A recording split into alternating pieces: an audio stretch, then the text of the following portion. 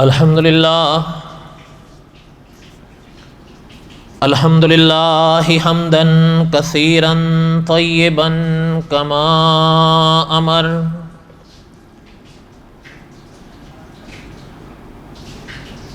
ونشهد أن لا إله إلا الله وحده لا شريك له ونشهد أن سيدنا وسندنا ومولانا محمدا عبده ورسوله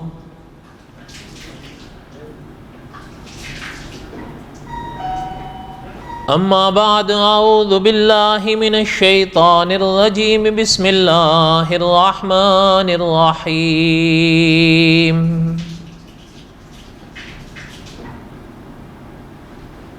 ألف لام را تلك آيات الكتاب المبين إنا أنزلناه قرآنا عربيا لعلكم تعقلون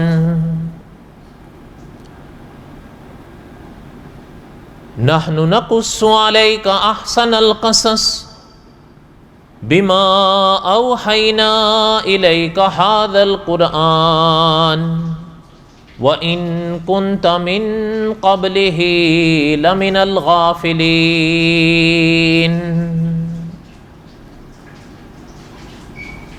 وقال الله تعالى في مقام آخر إن الله اصطفى آدم ونوحا وآل إبراهيم وآل عمران على العالمين ذرية بعضها من بعض والله سميع عليم وقال النبي صلى الله عليه وسلم أنا آخر الأنبياء وأنتم آخر الأمم وقال النبي صلى الله عليه وسلم الناس بنو آدم وآدم خلق من تراب صدق الله العظيم وصدق رسوله النبي الكريم ونحن على ذلك لمن الشاهدين والشاكرين والحمد لله رب العالمين اللهم صل على محمد وعلى آل محمد كما صليت على إبراهيم وعلى آل إبراهيم إنك حميد مجيد اللهم بارك على محمد وعلى آل محمد كما باركت على إبراهيم وعلى آل إبراهيم إنك حميد مجيد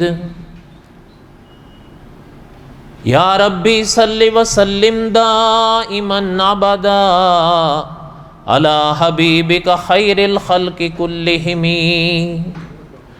هو الحبيب الذي ترجى شفاعته لكل حول من الأحوال مقتحم ہمہ قسم کی حمد و ثنا اللہ ذات علم یذل لا یزال کی پاک ذات کے لیے صدق دل سے لا تعداد مرتبہ درود و سلام امام الانبیاء حضرت محمد الرسول اللہ صلی اللہ علیہ وسلم کی پاک ذات کے لیے قصص الانبیاء علیہ السلام کے اسباق میں پڑھ رہا تھا اور حضرت یوشع علیہ السلام کے واقعات کا ابتدائی حصہ میں نے پڑھا۔ محترم کے واقعات حالات بڑے مختصر ملتے ہیں،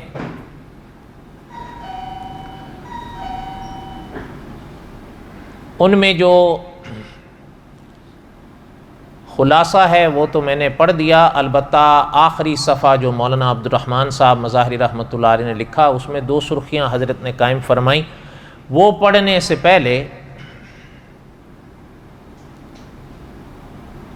چند باتیں جو مقدس سرزمین کے حوالے سے حضرت کے باب میں آتی ہیں اس کا تھوڑا سا خلاصہ میں پڑھوں گا، تھوڑا مشکل بھی ہے اور غور طلب بھی ہے۔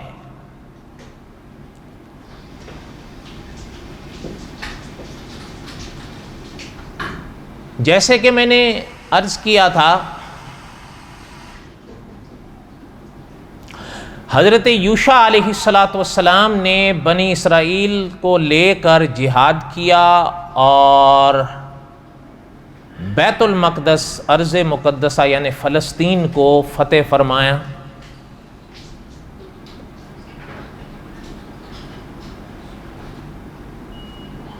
اور اس وقت بھی بنی اسرائیل سے محترم نے فرمایا تھا کہ اللہ کا حکم ہے آگے بڑھو اور اپنے باپ دادا کی زمین واپس لو، عمالقہ سے واپس لینی تھی۔ حضرت موسیٰ علیہ السلام نے تو جب اپنی پاک زندگی میں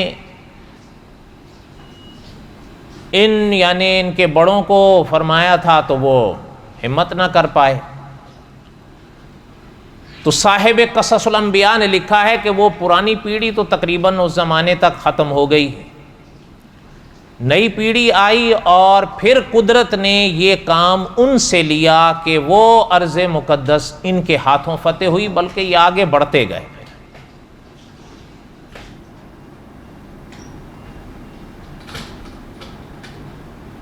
جب یہ حالات سامنے آئے، حضرت یوشع علیہ السلام کے ہاتھ پر اللہ نے وہ فتح نصیب فرمائی،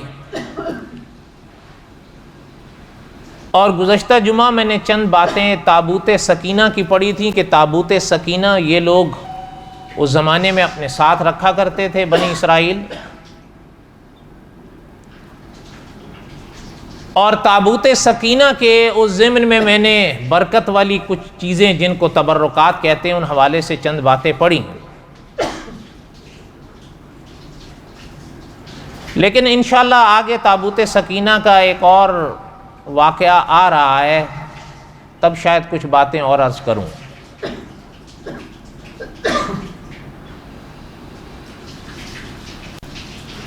چند باتیں اس پاک زمین کے حوالے سے میں پڑھنا چاہ رہا تھا جو حضرت یوشع علیہ السلام کے ہاتھوں فتح ہوئی، اور وہ مسئلہ آج بھی زیر بحث اور اس طرح کے حالات سے گزر رہا ہے۔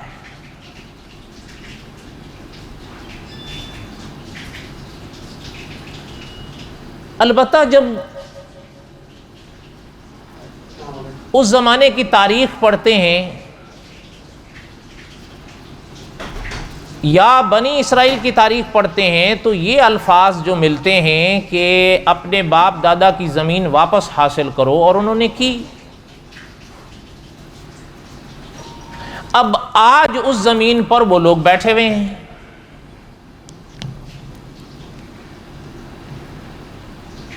اب ذہن میں کہیں یہ خیال آنے لگا کہ یہ واقعتاً کیا ان کا موروثی وطن ہے؟ اگر یہ ان کا موروثی وطن ہے پھر تو ساری بات ختم ہو گئی، پھر تو اگر سامنے کوئی جہاد کے حوالے سے آتا ہے یا بات کرتا ہے تو پھر کہنے والے تو پھر کہتے ہیں کہ یہ تو جہاد نہیں فساد ہے، لیکن اگر وہ ان کا موروثی وطن نہیں ہے اہل کتاب کا تو پھر فساد والی بات نہیں ہوگی، پھر جہاد والی بات ہوگی۔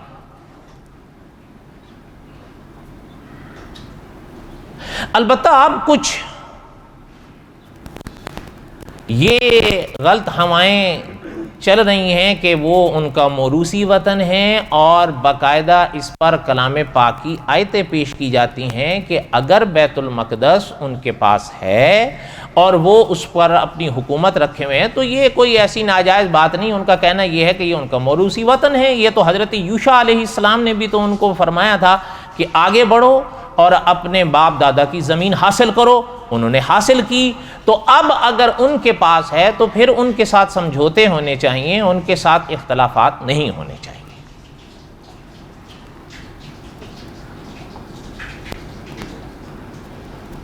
یہ باتیں تو خیر کہیں کہیں کچھ لوگوں کو سیاسی محسوس ہوں گی، لیکن ان سے ہٹ کر میں بات کروں گا۔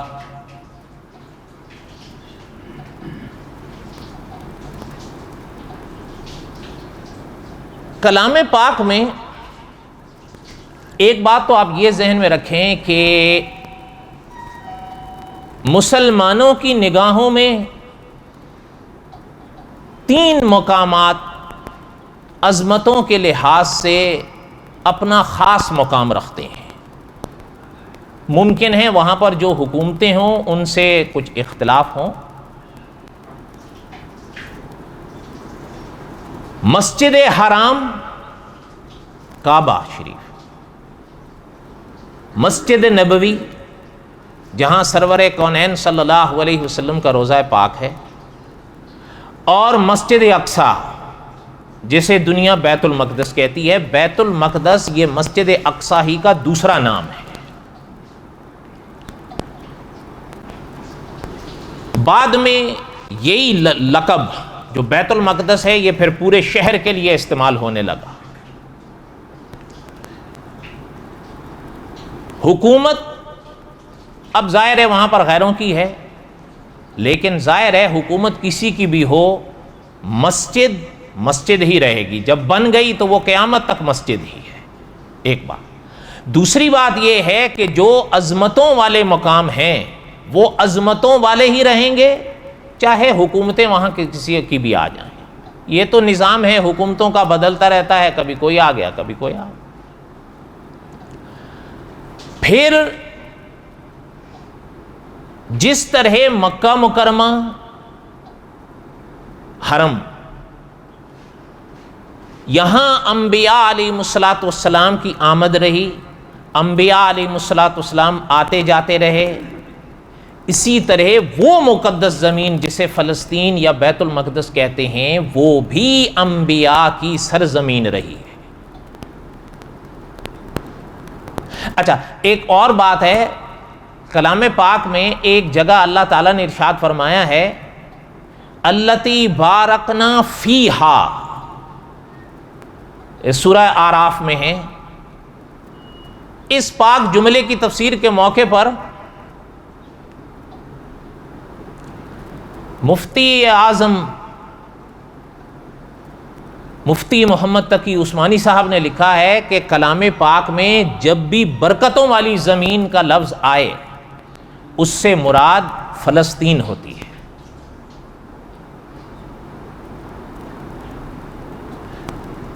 ایک تو یہ بات ذہن میں رکھیں۔ پھر دوسری بات،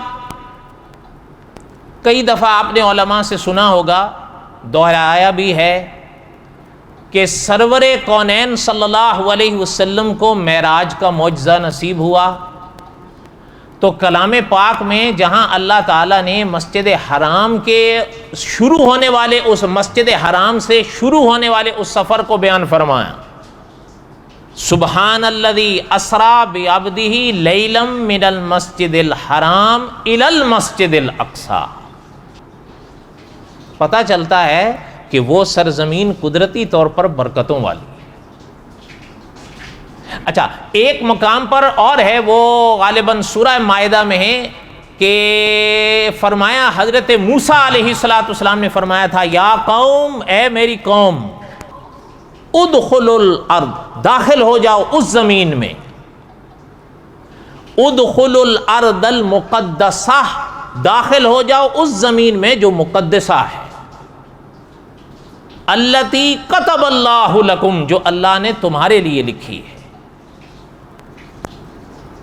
پتہ یہ چلتا ہے، کہنے کا مقصد یہ ہے کہ کلام پاک کے ان جملوں سے پتہ چلتا ہے کہ جس طرح مکہ مکرمہ کا ایک خاص مقام ہے، مدینہ طیبہ کا ایک خاص مقام ہے، اسی طرح بیت المقدس کا بھی ایک خاص مقام ہے۔ پھر تیسری بات یہ ہے کہ علماء نے لکھا ہے کہ جس طرح اس دنیا میں کعبہ قبلہ رہا ہے مسلمانوں کا، اسی طرح اپنے وقت سے اپنے وقت تک بیت المقدس مسجد اقصی قبلہ رہی ہے اس زمانے کے مسلمانوں کی، اور یہاں تک کہ سرور کونین صلی اللہ علیہ وسلم کی پاک زندگی کے بھی ایک حصے میں کئی ماہ تک بیت المقدس قبلہ رہا۔ اس لیے حضرت موسیٰ نے فرمایا نا، یا قوم، اے میری قوم، ادخلوا الارض المقدسہ، داخل ہو جاؤ پاک سرزمین میں، کتب اللہ التی کتب اللہ لکم، جو اللہ نے تمہارے لیے لکھی ہے۔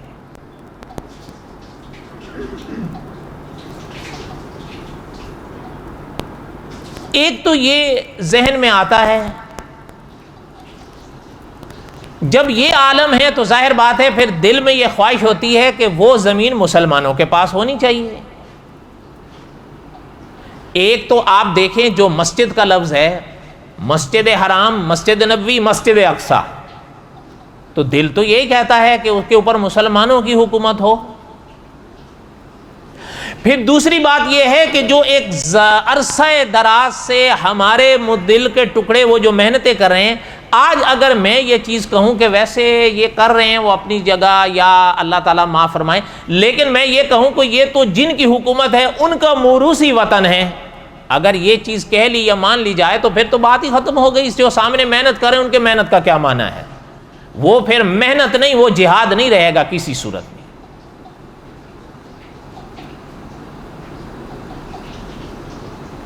البتہ حضرت یوشع علیہ السلام نے تو اس کو فتح فرمایا تھا۔ اب اس مسجد اقصی پر جن کی حکومت ہے وہ یہودی ہیں، اہل کتاب ہیں، وہ کہتے ہیں یہ ہمارا موروثی حصہ ہے، ہمیں باپ دادا سے ہمارا یہ حق بنتا تھا، وہی ہم لے رہے، یا وہی ہم نے لیا ہے، ہم نے کیا ناجائز کیا ہے۔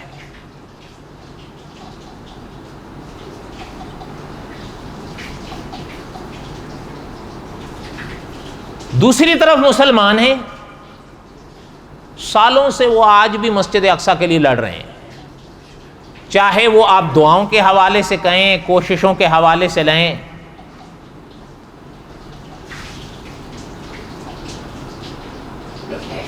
البتہ اتنی بات ضرور ہے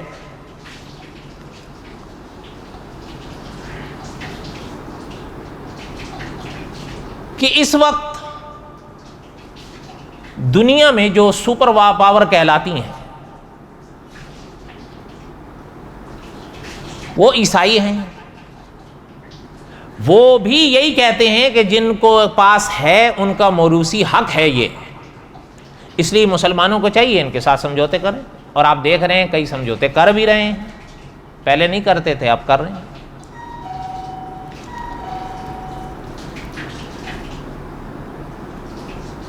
البتہ مسجد اقصی وال دیکھتے ہوئے دکھ تو ہوتا ہے،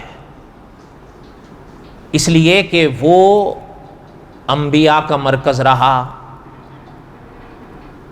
پھر اگر آپ دیکھیں تو معراج کی رات جو سرور کونین صلی اللہ علیہ وسلم نے انبیاء کو نماز پڑھائی، وہ مسجد حرام یا مسجد نبوی کی جگہ پہ نہیں پڑھائی، حضور نے مسجد اقصی میں پڑھائی تھی۔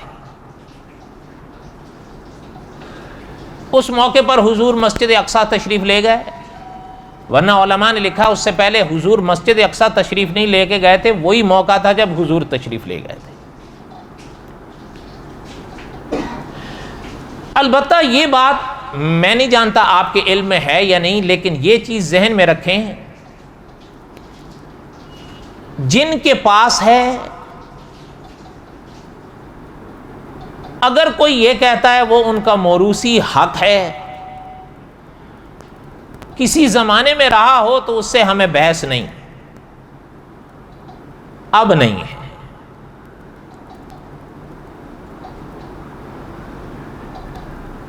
اس کی وجہ یہ ہے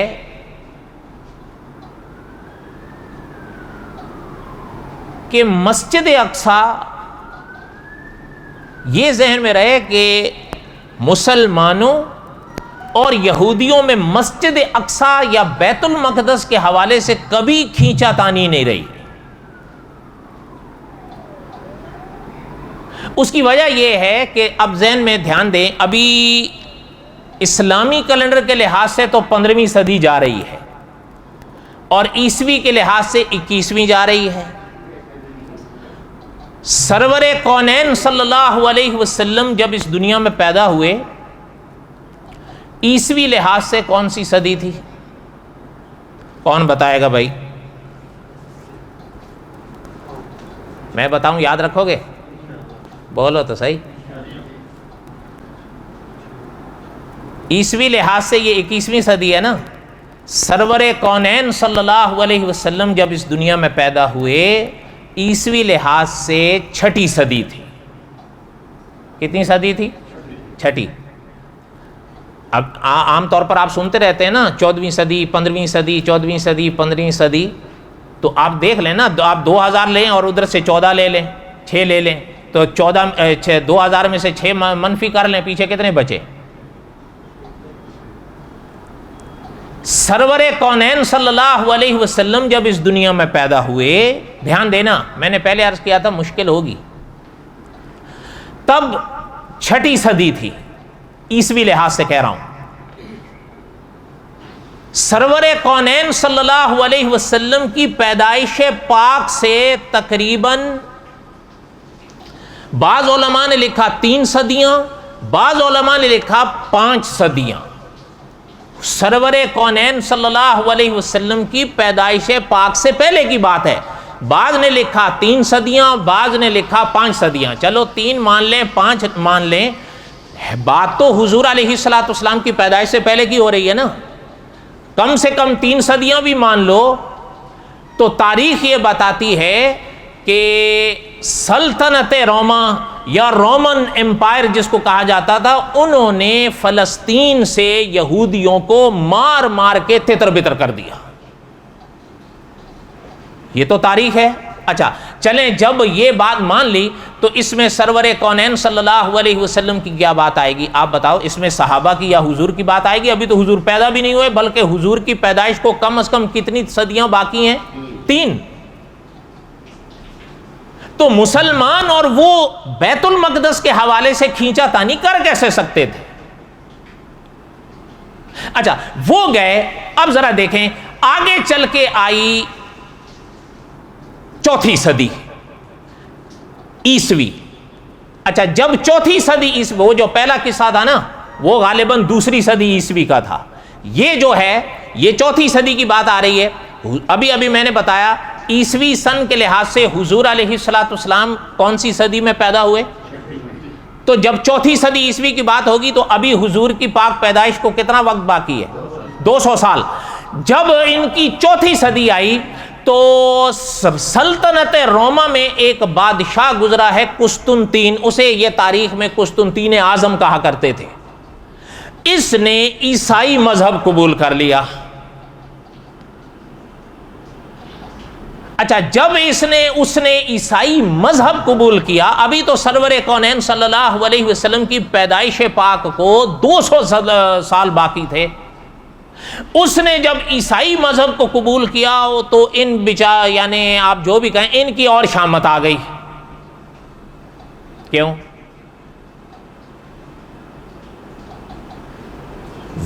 قسطنطین اعظم تو عیسائی ہو گیا، ان کی شامت کیوں آ گئی؟ ان کی شامت اس لیے آئی کہ اس زمانے کی عیسائیت ان کو حضرت عیسیٰ علیہ الصلوۃ والسلام کا قاتل سمجھتی تھی. اب سمجھ آئی بات؟ اس لیے اس نے جتنی یا اس زمانے کی عیسائیوں نے جتنی سزا ان کو وہ دے سکتے تھے حضرت عیسیٰ کے قتل کے نام پر انہوں نے دی. صفائی کر دیا. البتہ جو بچے ان کو کہا یا تو بھاگ جاؤ، تو ادھر ادھر بھاگ گئے. اچھا ابھی حضور علیہ الصلوۃ والسلام کی پیدائش پاک کو کتنی مدت باقی تھی؟ 200 سال. اچھا جب 200 سال باقی تھے تو بیت المقدس یا ان کے سے حضور علیہ السلام کی یا صحابہ کی کیا بات تھی؟ ابھی تو حضور پیدا نہیں ہوئے تھے تو صحابہ کا تو مسئلہ ہی نہیں آ رہا تھا نا. صحابہ تو تب آئے ہیں جب حضور آئے ہیں. تو اس لیے ان میں اور بیت المقدس میں اور مسلمانوں میں کھینچا تانی ہو کیسے سکتی تھی؟ ہاں یہ بات ہے جب قسطنطین اعظم نے عیسائی مذہب قبول کیا تو اب بیت المقدس پہ عیسائیوں کی حکومت آئی. سرور کونین صلی اللہ علیہ وسلم کی پیدائش پاک سے کتنی مدت پہلے؟ 200 سال پہلے. اب سنیں، جب حضور علیہ السلام کی پیدائش پاک سے پہلے ان کی حکومت آئی تو وہ جو موروثی وطن تھا جس کو آج کہا جا رہا ہے کہ بھئی ان کا موروثی وطن ہے، تو پھر تب بھی موروثی وطن ہی ہونا چاہیے تھا. ان کا ہونا چاہیے تھا یا نہیں ہونا چاہیے تھا؟ ان کا اب وہ موروثی وطن والی بات رہی نہیں. تب کسی زمانے میں رہی تو رہی. اس کی وجہ پتہ کیا ہے؟ علماء نے لکھا ہے کہ حضرت ابراہیم علیہ السلام تھے نا، حضرت ابراہیم علیہ السلام کے 2 بیٹے بڑے مشہور ہوئے. ایک حضرت اسماعیل، دوسرے حضرت اسحاق علیہ السلام. بنی اسرائیل کی لڑی کن سے چلی؟ حضرت اسحاق سے، اس لیے کہ حضرت اسحاق کے بیٹے تھے حضرت یعقوب، اور یا حضرت یعقوب ہی کا دوسرا نام اسرائیل تھا. انہی کی لڑی یہ بنی اسرائیل کہلائی ہے، جو اسرائیل کے نام سے اب بھی جگمگا رہے ہیں. اور حضرت اسماعیل حرم میں آباد ہوئے، ان کی لڑی بنی اسماعیل کہلائی، جن سے آگے چل کے سرور کونین صلی اللہ علیہ وسلم پیدا ہوئے. البتہ علماء نے لکھا ہے کہ حضرت ابراہیم جب تھے سب سے پہلے بیت المقدس فلسطین پر حضرت ابراہیم کو قدرت نے حکومت بخشی تھی، اور یہ وعدہ فرمایا تھا قدرت نے کہ آپ کی اولاد میں جو نیک رہیں گے اس سرزمین پر ان کو ہم حکومت دیں گے. یہ الفاظ یاد رہیں، آگے کسی موقع پہ میں یاد دلاؤں گا. یہ وعدہ قدرت کا کن سے تھا؟ حضرت ابراہیم سے. اچھا یہ بھی غور کریے گا، کن کے لیے تھا؟ اچھوں کے لیے، بروں کے لیے، یا سب کے لیے؟ اچھوں کے لیے. اچھا اب ذرا دھیان دیجئے گا آپ، تب کوئی اچھا ہو یا نہ ہو ہمیں اس سے بحث نہیں، لیکن جب حضور علیہ السلام اس پاک زمین پر پیدا ہوئے، حضور نے دعوی رسالت فرمایا اور دعوت رسالت پیش کی، اور کوئی شخص کہے نہیں جی میں نہیں مانتا، اب اچھا رہے گا؟ سوچ کے بتائیں آپ. وہ کہا میں نہیں مان رہا، آپ غور کریں، وہ دراصل جو نہیں مان رہا ہے وہ حضور علیہ السلام کو جھٹلا رہا ہے.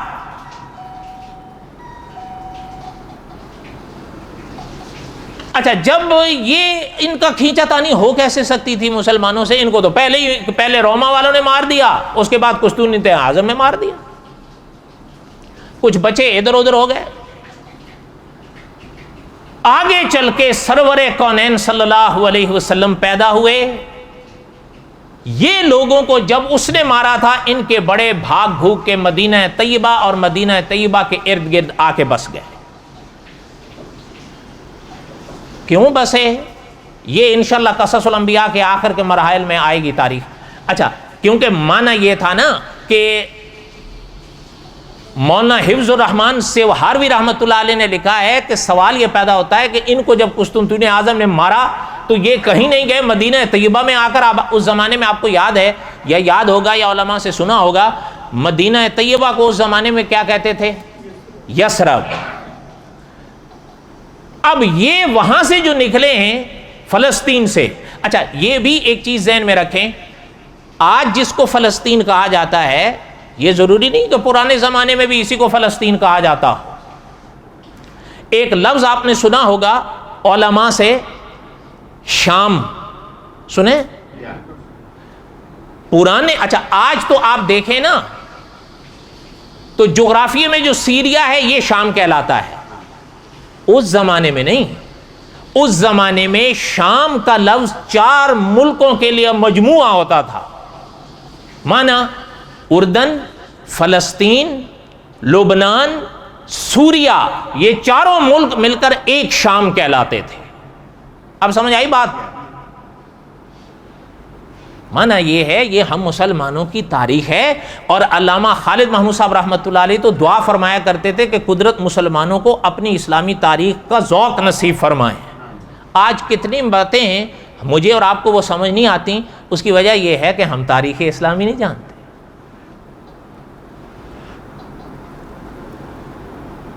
پچھلی تو بڑی دور کی بات ہے، حضور علیہ الصلوۃ والسلام سے اب تک 15ویں صدی جا رہی ہے نا، تقریباً صدی ہو گئی ہو یا کچھ کم ہوگا۔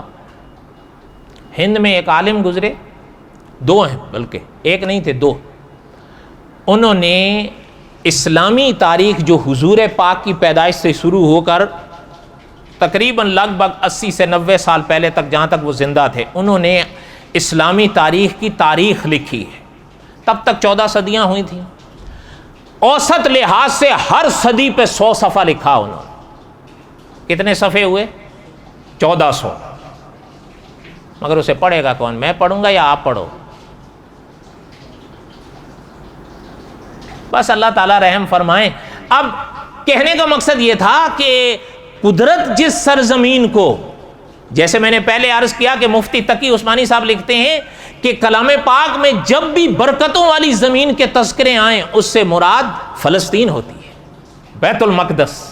بیت المقدس اس کا دوسرا نام سمجھو آپ نے یہ لفظ سنا ہوگا نا، مسجد اقصیٰ۔ مسجد اقصیٰ کا دوسرا نام بیت المقدس ہے۔ بعد میں یہی لقب پورے شہر علاقے کے لیے استعمال ہونے لگا۔ جب وہ لوگ گئے، سرور کونین صلی اللہ علیہ وسلم پیدا ہوئے، مکہ مکرمہ سے حضور مدینہ طیبہ آئے، حضور علیہ الصلوۃ والسلام کی حکومت کی ابتدا ہوئی، چلتے چلتے رفتہ رفتہ عرب حضور علیہ الصلوۃ والسلام کے پرچم تلے آیا۔ یہ یا آپ کی شاید علم ہوگا یا سنا ہوگا، جب ہم چھوٹے چھوٹے ہوتے تھے، اب تو دور بدل گیا، جب ہم چھوٹے چھوٹے ہوتے تھے تو 2 سپر پاور کہلاتی تھی، سنا ہوگا آپ کو، ایک وائٹ ہاؤس والے اور دوسرے، اب دور بدل گیا نا، اب ایک کہلاتا ہے۔ لے ہمارے نزدیک تو اصل سپر پاور ایک ہی ہے، جو ہمیشہ سے ہے ہمیشہ رہے گا۔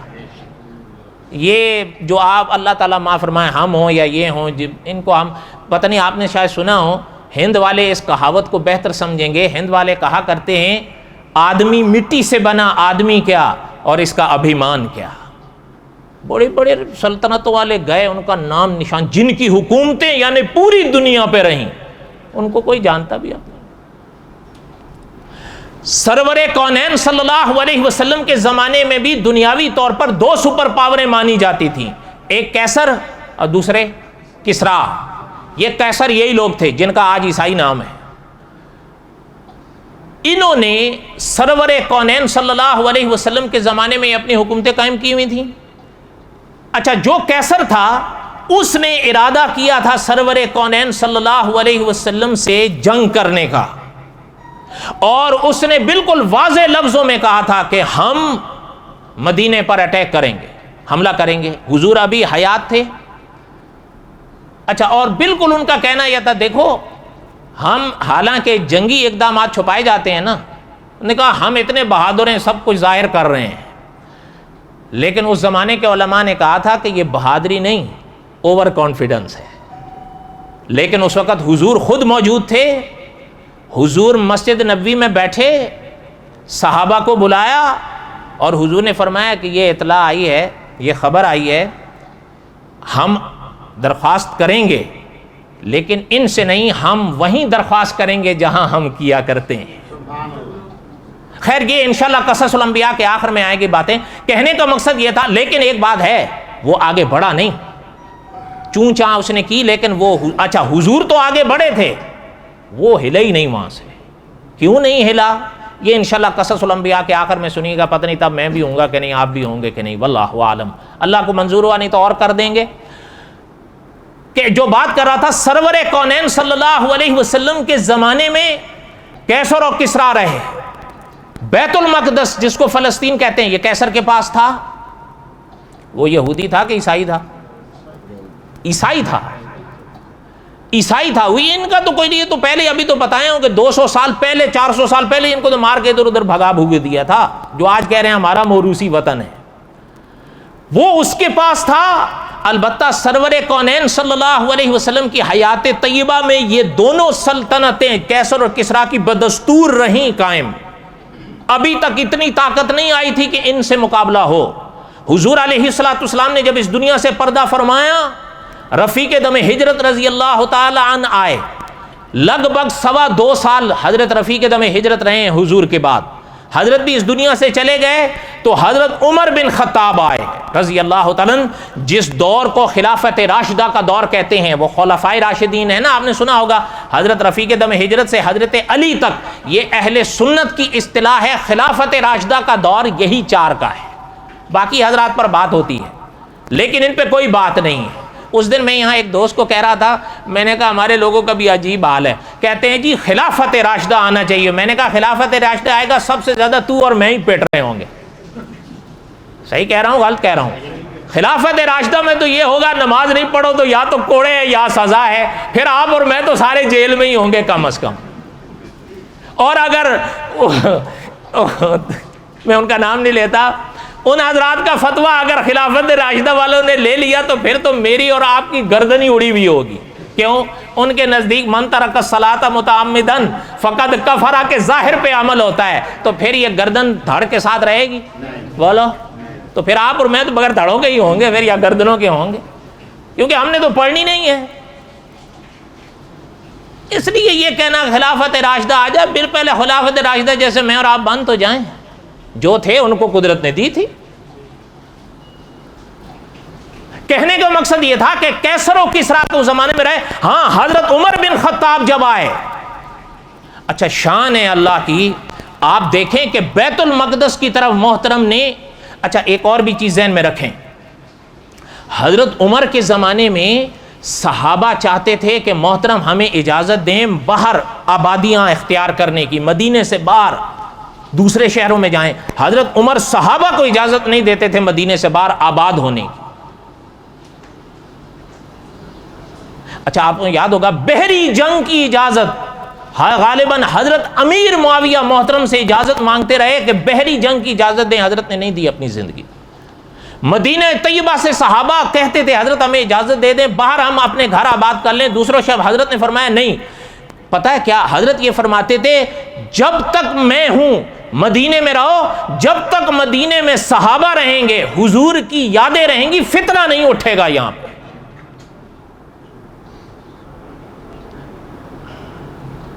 فلسطین کا قصہ بقایا انشاءاللہ آئندہ۔ وما علینا الا البلاغ المبین سنت ہے۔